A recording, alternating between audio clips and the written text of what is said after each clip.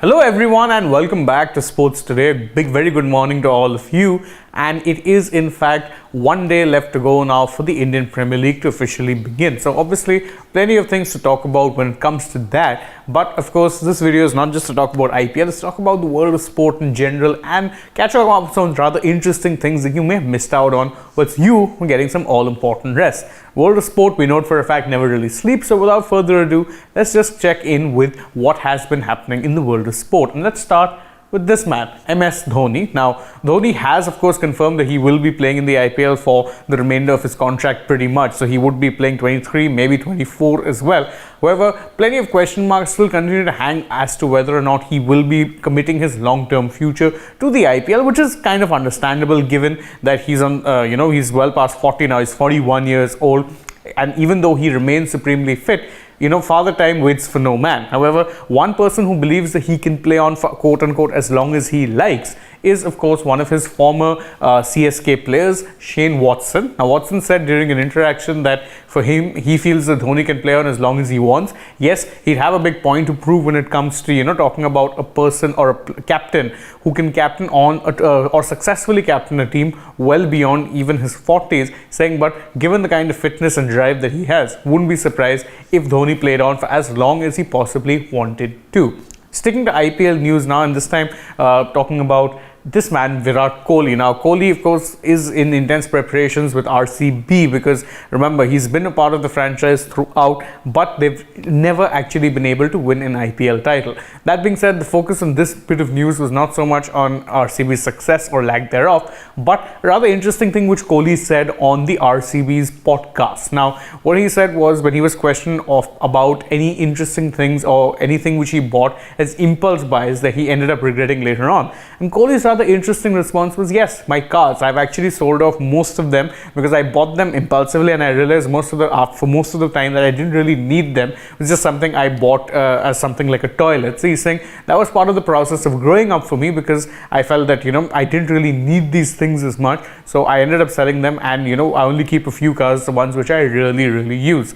Interesting point of view indeed, especially considering just how celebrities love showing off their cars. It's a very common thing, we've seen it happen forever, but it's interesting to see Kohli take the opposite route and say, yeah, you know what, I bought these cars, I don't need them anymore, so I'm going to sell them off. Sticking to RCB, and this time it's something a lot less heartwarming, let's say. Both Glenn Maxwell and Josh Hazlewood are very much in doubt for the first match. In fact, Josh Hazlewood is in fact in doubt for the first part of the IPL itself. So he may miss more than just the first few games because he's still yet to recover from the injury issues that have been plaguing him. Remember, he didn't play any part of the tour in India, and he's yet to recover fully, so he could actually be out for a significant amount of time. Maxwell, you remember, he did recover from that freak accident where he slipped at a birthday party and ended up suffering a fracture, but and whilst he made his comeback during the India-Australia series, he did apparently find those games a lot more taxing than he thought it would be. So it does seem likely that even he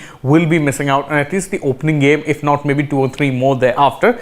Bit of a blow for RCB for sure, because again, both of these guys would be certified starters if of course they were fully fit. But let's see how it is that RCB make do without two guys who of course are world beaters on their day. Switching our focus now from the world of cricket to the world of football and the FIFA U20 World Cup. The hosting rights of it have been stripped from Indonesia. The reason for it is because unfortunately politics kind of ended up coming in the way of things, is that the governor of Bali did not want to host the Israel U20 team. So obviously some political tensions coming in there, but FIFA eventually stepped in and said that we can't be having things like this happen during a tournament organized by us. So Indonesia have been stripped of their hosting rights. The tournament's dates as of now remain unchanged, but the host has not been decided. It will be decided in due course. Sticking of course with football news, and we had reported yesterday that Fabio Paratici, the man in the picture, who is of course Tottenham Hotspur's director of football, his ban from Italian football had in fact been extended to a worldwide ban by FIFA, and now Tottenham Hotspur are seeking clarification as to what exactly that means for his position. Remember, he currently is working with Spurs as the director of football, and generally speaking has been a pretty successful let's say employee in that role, but without him might be a bit of an issue for Tottenham, especially considering the fact that they just sacked their head coach and now will have to potentially be looking not only for a new head coach but also a new director of football. Switching focus now from the football news to sports beyond that. Some interesting news for you from the Spain Open Super 100 badminton tournament.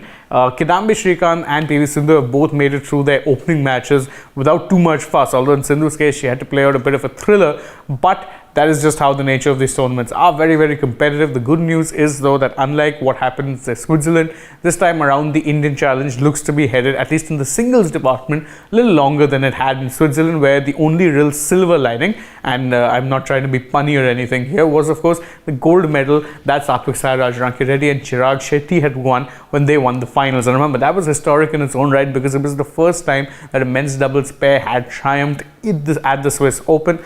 That being said, singles is of course always seen as the pinnacle of the sport. So here's hoping that Kidambi and Sindhu both can actually progress further than just, the opening rounds. And sticking to the racket sports, but this time shifting our focus to tennis, Yannick Sinner is through to the semi-finals of the Miami Masters. And again, he's someone who's been seen as a hot young prospect for a long time. But of course, he's been able to win a few tournaments here or there, but not quite crack it when it comes to the bigger tournaments. So, of course, reaching the semis of a Masters, big achievement, potentially could be facing, of course, Carlos Alcaraz in the final. So, it's interesting to see how things go from there. But again, reaching the semi is the first step, and there was a bit of an upset in the women's side draw of things as well, because Aryna Sabalenka, who is of course the world number 2 and would be one of the favorites to have won this tournament, was knocked out by Sorana Cîrstea. Now, if you're thinking that's a name I may have heard, that's because, well, this is Sorana Cîrstea, or the Romanian, was of course someone who did have her moments in the sun occasionally, but that was a long time ago. In fact, this is the first time that Cîrstea has made the semis of a Masters tournament in over a decade. So this was an upset to say the least, especially considering that Sabalenka seeded number 2, Cîrstea unseeded. So massive result. It would be interesting to see how exactly that goes, but of course, if you have to find out how that goes, you can stay tuned to us and we'll be bringing you the updates from that. And that's it from us on this edition of the Morning Wrap with Sports Today. Thank you guys so very much for joining us. If you enjoyed this video, please don't forget to like it, share it with your friends, subscribe to the channel, tap that bell icon, leave us a comment, follow us on Instagram, Twitter and Facebook, and don't forget to download the AajTak app. If you're already on the channel, also you can go ahead and check out some other videos that we've uploaded, and don't forget to stay tuned with us through the day as we bring you all of the latest from the world of sport. For now though, from my side, goodbye.